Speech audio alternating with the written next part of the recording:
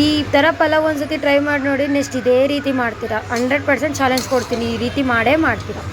First ಅದಕ್ಕೆ ಬೇಕಾಗಿರೋದು ಒಂದು ಮಿಕ್ಸಿ ಜಾರ್ಗೆ ಖಾರಕ್ಕೆ ಎಷ್ಟು ಬೇಕೋ ಅಷ್ಟು ಹಸಿಮೆಣ್ಸಿನ್ಕಾಯಿ ಆಗಲಿ ಇಲ್ಲ ಒಣಮೆಣ್ಸಿನ್ಕಾಯಿ ಆಗಲಿ, ಆಮೇಲೆ ಸ್ವಲ್ಪ ಪುದೀನ, ಅದಕ್ಕೆ ಸ್ವಲ್ಪ 1-2 ಮೀಡಿಯಮ್ ಸೈಜಷ್ಟು ಟೊಮೊಟೊ, ಅದಕ್ಕೆ 1 ಇಂಚಷ್ಟು ಶುಂಠಿ, ಆಮೇಲೆ 1 ಗ್ಲಾಸ್ಗೆ 1 ಗಡ್ಡೆ ಥರ ಬೆಳ್ಳುಳ್ಳಿ ಹಾಕ್ಕೊಂಡು ನೀರು ಹಾಕ್ಕೊಡ್ದೆ ಮಿಕ್ಸಿಗೆ ಹಾಕ್ಕೊಂಡು ರುಬ್ಕೋಬೇಕಾಗುತ್ತೆ. ನೋಡಿ ಈ ರೀತಿ ತರಿಯಾಗಿ ರುಬ್ಕೋಬೇಕಾಗುತ್ತೆ.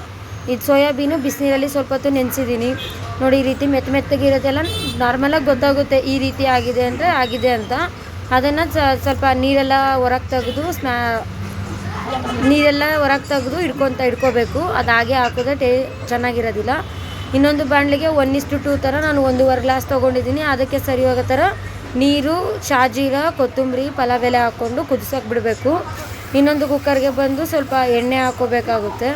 ಅದಕ್ಕೆ ಎಣ್ಣೆ, ಆಮೇಲೆ ಬಿರಿಯಾನಿ ಐಟಮ್ಸ್ಗಳು ಜೀರಿಗೆ, ಚಕ್ಕೆ, ಲವಂಗ, ಏಲಕ್ಕಿ, ಮರಾಠಿ ಮೊಗ್ಗ ಅವೆಲ್ಲ ಹಾಕ್ಕೊಂಡು ಸ್ವಲ್ಪ ಈರುಳ್ಳಿ ಹಾಕ್ಕೋಬೇಕಾಗುತ್ತೆ. 1-2 ಈರುಳ್ಳಿ ಹಾಕ್ಕೊಂಡು ಅದಕ್ಕೆ ಆಲೂಗಡ್ಡೆ, ಕ್ಯಾರೆಟು, ನಿಮ್ಮ ಹತ್ರ ಏನು ತರಕಾರಿ ಇದೆಯೋ ಆ ತರಕಾರಿಗಳು ಯಾವುದಾದ್ರೂ ಯೂಸ್ ಮಾಡ್ಬೋದು. ನನಗೆ ಸಿಕ್ಕಿದ್ದು ಇವೆರಡು ತರಕಾರಿ, ಅದರಿಂದ ಬೀನ್ಸು ಅವೇನು ಸಿಕ್ಕಿಲ್ಲ. ನಮ್ಮ ಹತ್ರ ಎಷ್ಟಿದೆಯೋ ಅಷ್ಟು ಹಾಕ್ಕೊಂಡು ಆಮೇಲೆ ಅದಕ್ಕೆ ಬಂದು ನಾವು ರುಬ್ಬಿರ್ತೀವಲ್ಲ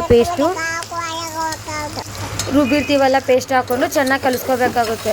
ಚೆನ್ನಾಗಿ ನೋಡಿ ನೀರು ಹಾಕ್ಕೋಬಾರ್ದು. ಆಮೇಲೆ ಬಂದು ಸೋಯಾಬೀನ್ ಹಾಕ್ಕೊಂಡಿರ್ತೀವಲ್ಲ, ಸೋಯಾಬೀನ್ ಹಾಕ್ಕೊಂಡ್ರೆ ಸ್ವಲ್ಪ ಇದೇ ಟೈಮಲ್ಲಿ ಉಪ್ಪು ಖಾರ ಎಲ್ಲ ಚೆನ್ನಾಗಿ ಹಿಡಿಯುತ್ತೆ ಅಂತ ಹಾಕ್ಕೊಳೋದು. ಅದಕ್ಕೆ ಸ್ವಲ್ಪ ಧನಿಯಾ ಪುಡಿ ಹಾಕ್ಕೋಬೇಕಾಗುತ್ತೆ. ಧನಿಯಾ ಪುಡಿ ಹಾಕ್ಕೊಂಡು ಸ್ವಲ್ಪ ಉಪ್ಪು ರುಚಿಗೆ ಎಷ್ಟು ಬೇಕೋ ಅಷ್ಟು ಉಪ್ಪು ಹಾಕ್ಕೋಬೇಕು. ಆಮೇಲೆ ಬಂದು ಚೆನ್ನಾಗಿ ಸ್ವಲ್ಪ ಕಲಿಸ್ಕೋಬೇಕಾಗುತ್ತೆ. ಎಣ್ಣೆ ಎಲ್ಲ ಬಿಡಬೇಕು. ಆ ಟೈಮಲ್ಲಿ ಬಂದು ಸ್ವಲ್ಪ ಹಸಿ ಬಟಾಣಿ ಆಗಲಿ ಒಣ ಬಟಾಣಿ ಆಗಲಿ ನೀರಲ್ಲಿ ನೆನೆಸ್ಕೊಂಡು ಹಾಕ್ಕೊಂಡು, ಆಮೇಲೆ ಕುದ್ಸಕ್ಕೆ ಬಿಟ್ಟಿರ್ತೀವಲ್ಲ ನೀರು, ಆ ನೀರು ಹಾಕ್ಕೊಂಡು ಇದ್ರಾಗೆ ಈ ಮಸಾಲೆಗೆ ಹಾಕ್ಕೋಬೇಕಾಗುತ್ತೆ. ಸ್ವಲ್ಪ ಈ ಜಾಗದಲ್ಲಿ ಉಪ್ಪು ಖಾರ ಟೇಸ್ಟ್ ನೋಡ್ಕೊಳ್ಳಿ. ಉಪ್ಪು ಖಾರ ಏನಾದರೂ ಹೆಚ್ಚು ಕಮ್ಮಿ ಇದ್ದರೆ ಉಪ್ಪು ಖಾರ ಹಾಕ್ಕೊಂಡು ಟೇಸ್ಟು ಸರಿ ಹೋದ್ಮೇಲೆ ಅಕ್ಕಿ ಹಾಕ್ಕೋಬೇಕಾಗುತ್ತೆ. ಅಕ್ಕಿ ಹಾಕ್ಕೊಂಡು ಮೇಲ್ಗಡೆ ಬೇಕಾದ್ರೆ ಕೊತ್ತಂಬರಿ ಹಾಕ್ಕೋಬೋದು. ಇದು ಕ್ಲಿಪ್ಪು ಹೋಗಿದೆ, ಮಿಸ್ ಆಗಿದೆ. ಅದರಿಂದ ಚೆನ್ನಾಗಿ ನೀರು ಕುದಿ ಬಂದಾದಮೇಲೆ ನಾವೆಷ್ಟು ಅಕ್ಕಿ ತೊಗೊಂಡಿರ್ತೀವೋ ಅಷ್ಟು ಅಕ್ಕಿ ಹಾಕ್ಕೊಂಡು 3ರಿಂದ 2 ವಿಜಿಲು, ನೀರು ಚೆನ್ನಾಗಿ ಕುದ್ದಿದ್ರೆ 2 ವಿಜಿಲ್ ಸಾಕಲ್ಲ. ಅದರಿಂದ 2 ಆಗಲಿ 3 ಆಗಲಿ ವಿಜಿಲ್ ಕೂಗಿಸ್ಕೊಂಡು ಪಕ್ಕದಲ್ಲಿ ಇದಕ್ಕೆ ಕಾಂಬಿನೇಷನಾಗಿ ಪಕ್ಕದಲ್ಲಿ ಏನು ಬೇಡ, ಸುಮ್ಮನೆ ಇದೊಂದೇ ಟೇಸ್ಟ್ ಸಾಕು ಚೆನ್ನಾಗಿ ಅನ್ಸೋಕ್ಕೆ. ಬೇಕಿದ್ದರೆ ಮೊಸರು ಬಜ್ಜಿ ಆಗಲಿ ಹಾಕೋಬೋದು. ಟೇಸ್ಟ್ ಅಂತೂ ಸೂಪರಾಗಿರುತ್ತೆ. ನೋಡಿ ಈ ರೀತಿ ರೆಡಿ ಆಯಿತು. ಫೈನಲಾಗಿ ಸೂಪರ್ ಟೇಸ್ಟಾಗಿರುತ್ತೆ ಫ್ರೆಂಡ್ಸ್. ಒಂದು ಸರಿ ಟ್ರೈ ಮಾಡಿ ನೋಡಿ. ನೆಕ್ಸ್ಟ್ ಟೈಮ್ ಇದೇ ರೀತಿ ಪಲಾವ್ ಮಾಡ್ಕೊತೀರ, ವೆಜ್ ಆಗಲಿ ನಾನ್ ವೆಜ್ ಆಗಲಿ.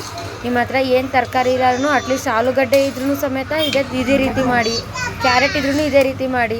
ಸೂಪರ್ ಟೇಸ್ಟ್ ಅಂತೂ ಸೂಪರಾಗಿರುತ್ತೆ. ಪಕ್ಕದಲ್ಲಿ ಮೊಸರು ಬಜ್ಜಿ ಆಗಲಿ ಇಲ್ಲ ಮೊಸರು ಆಗಲಿ ಏನೂ ಇಲ್ಲ ಅಂದರೆ ಪ್ಲೈನ್ ಇದೊಂದೇ ತಿಂದ್ರೂ ಸಹ ಟೇಸ್ಟ್ ತುಂಬ ಚೆನ್ನಾಗಿ ಅನಿಸುತ್ತೆ. ಪ್ಲೀಸ್ ನನ್ನ ಚಾನಲ್ ಇಷ್ಟ ಆದರೆ ಲೈಕ್ ಮಾಡಿ, ವಿಡಿಯೋ ಇಷ್ಟ ಆದರೆ ಲೈಕ್ ಮಾಡಿ, ಶೇರ್ ಮಾಡಿ, ಸಬ್ಸ್ಕ್ರೈಬ್ ಮಾಡಿ.